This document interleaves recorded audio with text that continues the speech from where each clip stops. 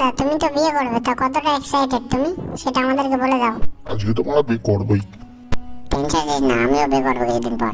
এই দিকে থেকে আমরা চলে এলাম বাইরের দিকে। এসেই দেখলাম অপু পাগলের মতো নাচছে। পাগল ছাগলের নাচ না দেখে চলে এলাম স্টলে। এসেই পেয়ে গেলাম মোষের দুধের চা।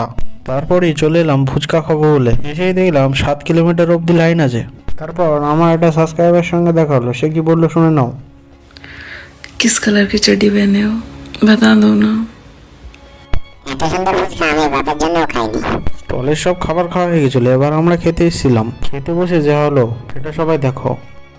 2 दिनों से मैंने ठीक से खाना नहीं खाया है और मैं इस दावत का भरपूर फायदा उठाऊंगा। ओ ये देखिए, आज कई दिनों बाद मुझे पहली बार सही खाना मिलने वाला है, मगर मुझे डर है कि कहीं मेरा खाना छीनने बिन बुलाए मेहमान यहाँ ना आ जाएं। আজকের মতন ব্লগ এত দূরে, দেখা হবে আবার বউ ভাতের ব্লগে। আর হ্যাঁ, সাবস্ক্রাইব করে রেখো।